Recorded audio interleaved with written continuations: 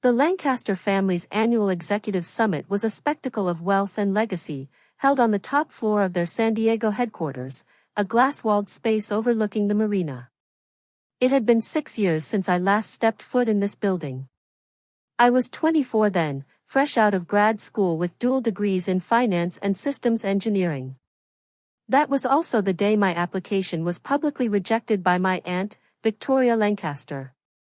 Today, I return not as Ava Chen, the dismissed outsider, but as CEO of VXC Holdings, quietly the Lancaster Group's largest client, funneling over $60 million a year through their logistics division. They just didn't know it was me. The quarterly report looks promising, said my cousin Marcus, clicking through another overdesigned PowerPoint deck, thanks in large part to our anchor client VXC Holdings. I sipped my espresso to mask the grin tugging at my lips. I remembered Marcus's voice from 6 years ago. Come on, Ava, you're smart, but you don't really belong in a place like this. Family loyalty and pedigree matter here. Victoria beamed proudly. Excellent analysis, Marcus. This is why we keep leadership in the bloodline. In the bloodline. I glanced down at the real numbers on my tablet, data quietly pulled from internal files through a friendly whistleblower. Marcus had been falsifying performance metrics for nearly a year. Losses hidden. Shortfalls patched. The only thing keeping Lancaster Group alive was my company's contracts. Miss Chen.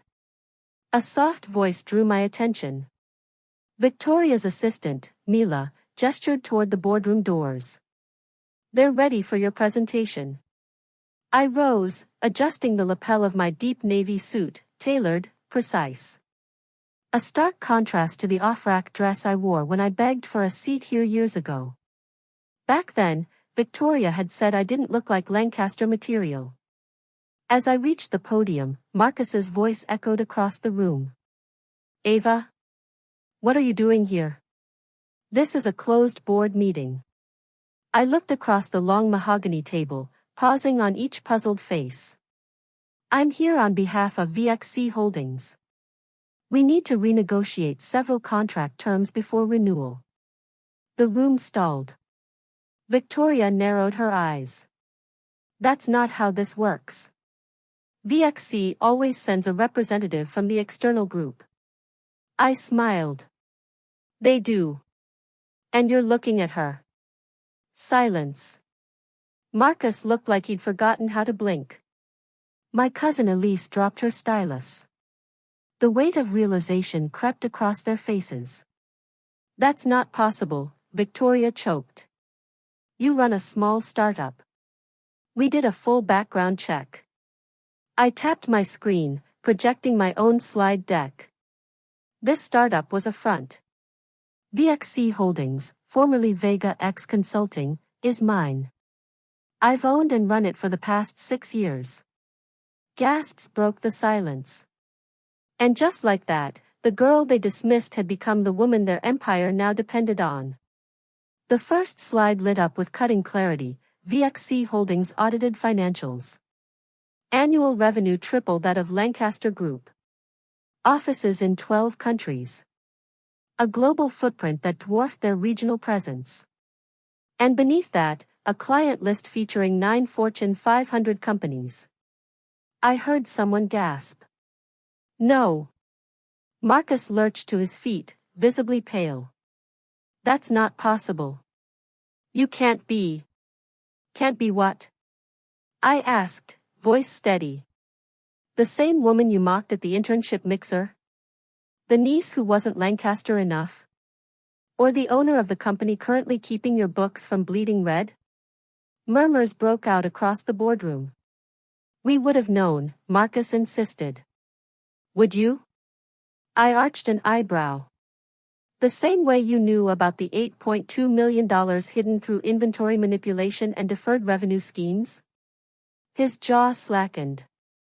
Around him, board members turned to each other, whispering furiously. I've spent the last 6 years turning VXC Holdings into what it is today, I said coolly. While you all clinked glasses over keeping me out of your club, I was quietly becoming your lifeline. Victoria's knuckles whitened as she gripped the armrests.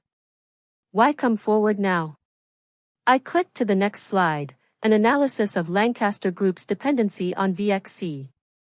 It wasn't subtle. 82% of their logistics revenue. 70% of new growth. Over half their remaining client retention initiatives rode on infrastructure VXC controlled. Because it's time to renegotiate, I said. And based on what I've uncovered, I'm not sure there's much left to salvage. You can't just walk away, Marcus stammered. Those contracts are up for renewal in 5 business days. I cut in. And as CEO of VXC, I have serious concerns about Lancaster Group's stability. Your stability, cousin. The room exploded. Board members demanded explanations. Victoria shot Marcus a death glare. Elise muttered something about corporate liability. I remained still. Calm. Composed. Let the storm hit them first. I'll be calling an emergency audit meeting tomorrow at 9 a.m., I said, gathering my tablet and notes. My team will present a full forensic breakdown of your finances. I suggest you show up prepared. This is revenge. Marcus accused, voice trembling. Because we didn't give you a seat at the table. I paused at the doorway, the memory of that rejection 6 years ago still echoing. His smug face. Victoria's cold stare.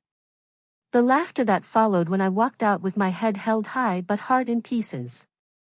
No, Marcus. This isn't revenge, I said, looking him dead in the eye. This is business. The very thing you claimed I'd never understand. I glanced at my watch. 9 sharp. Don't be late, though punctuality never really ran in your side of the family, did it? As I stepped into the hallway, the voices behind me fractured into accusations. Victoria's calm cracked. Marcus tried again to justify the numbers. My assistant Michael was waiting by the elevator. He held out a bottle of sparkling water. How'd it go? Exactly as planned, I said, stepping inside. If you thought that boardroom twist was satisfying, trust me, you won't want to miss what happens at tomorrow's audit meeting. Hit subscribe and I'll take you inside the moment everything finally comes crashing down. I stepped into the elevator, pressing the button for the lobby. Is everything ready for tomorrow? I asked. Full audit reports. Full breakdown of Marcus' financial manipulation. And a dependency analysis that'll make their stomachs turn, Michael replied with a calm grin. They won't know what hit them. I thought about Aunt Victoria's face when the realization had dawned. About Marcus, panicked and pale, scrambling to hold up numbers that had never been real. About the years they'd whispered behind my back, saying I wasn't a fit for the Lancaster legacy. That I lacked the pedigree. That I didn't belong. Send me the latest draft of the termination letter, I told Michael. I want my eyes on it before tomorrow. You're really going to pull out of all the contracts? He asked. I smiled. Let's just say they'll finally understand what earned power looks like. Tomorrow, they'll learn what real business is. The next morning, I arrived at Lancaster Group's headquarters an hour early, the same building that had once turned me away. The lobby guard, same guy from 6 years ago, stood up so fast he nearly knocked over his coffee. Ms. Chen. Welcome. He hesitated. The board's already gathering upstairs. Early, I murmured.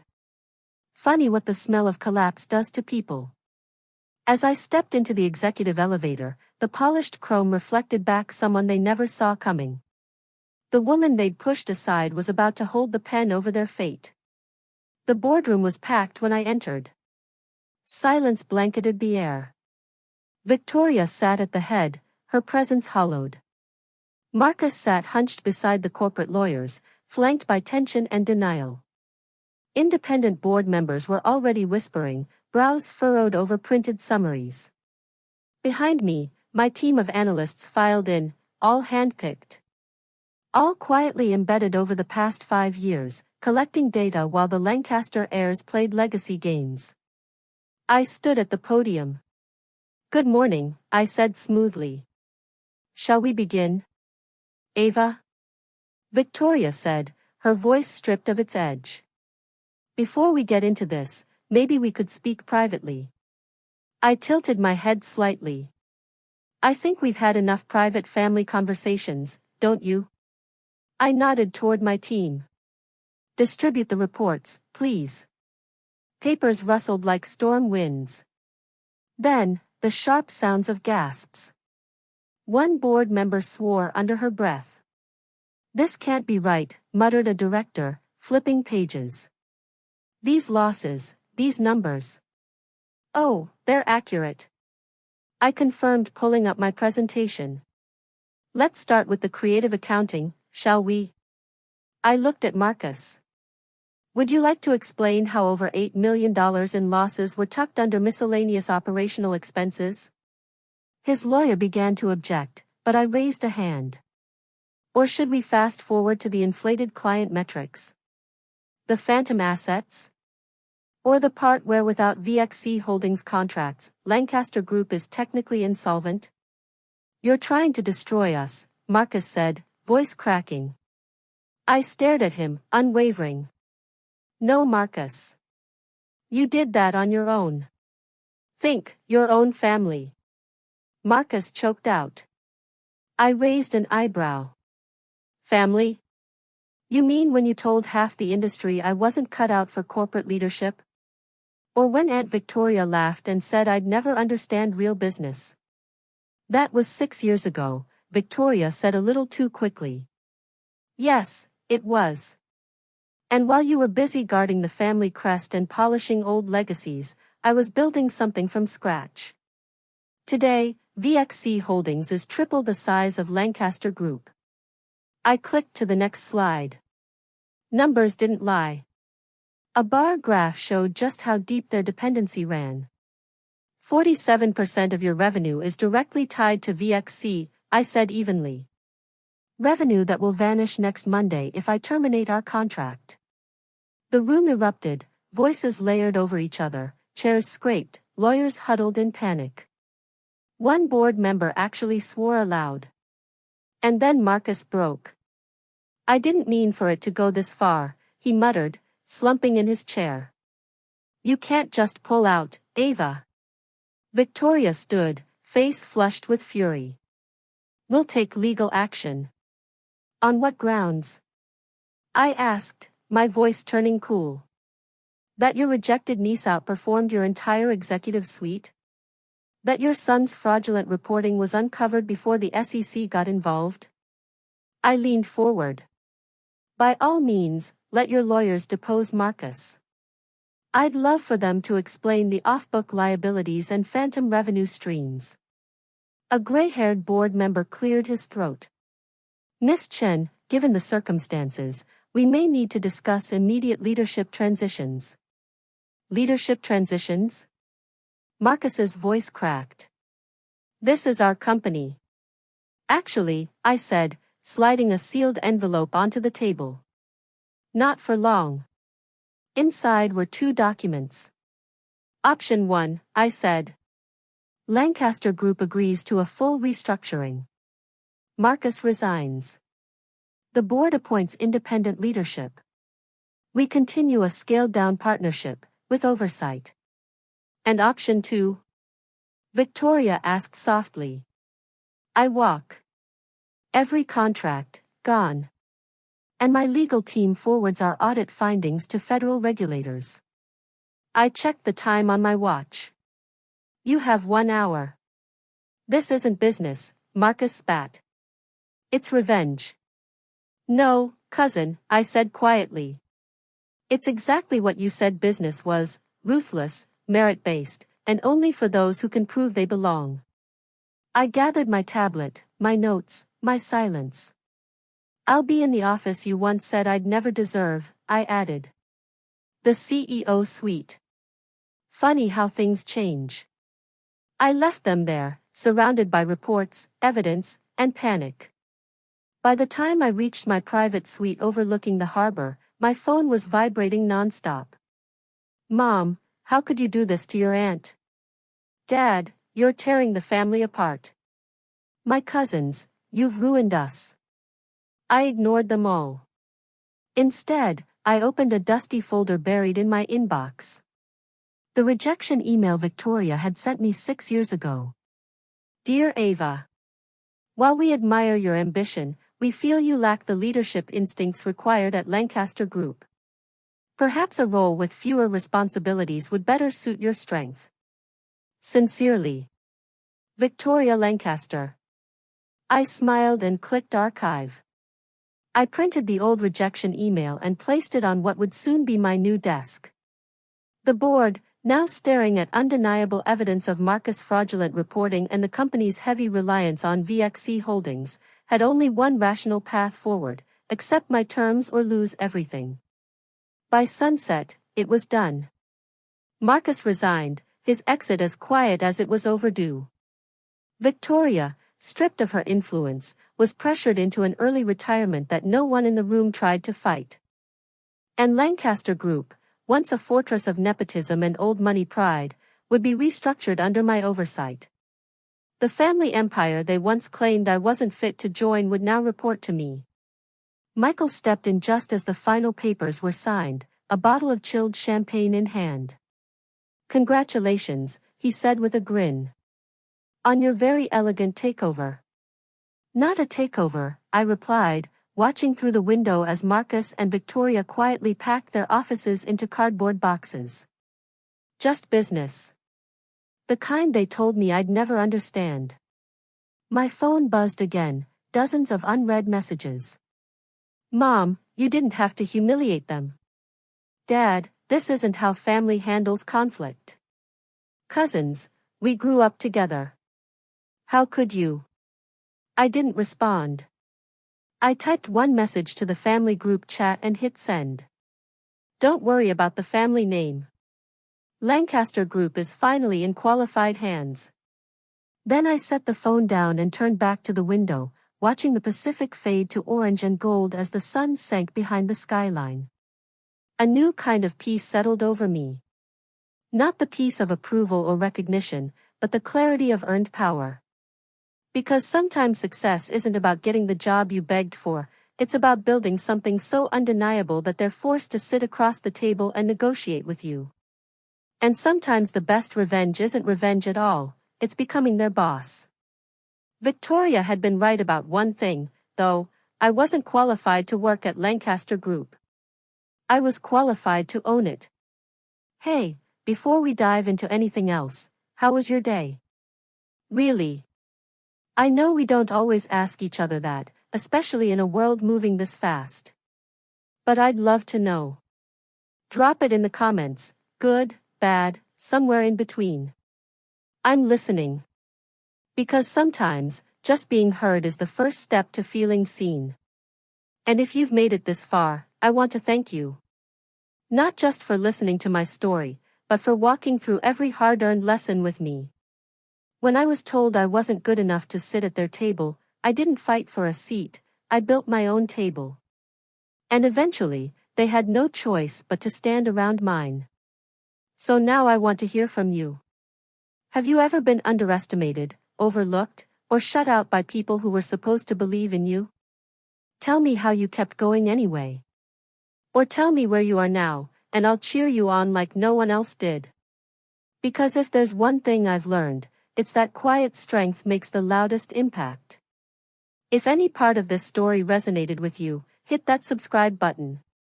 Not just to support me, but to support yourself.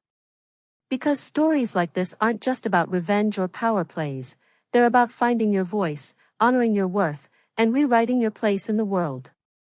Here's what I know now. You don't need permission to begin. You don't need approval to grow. And you definitely don't need anyone's blessing to become who you were always meant to be.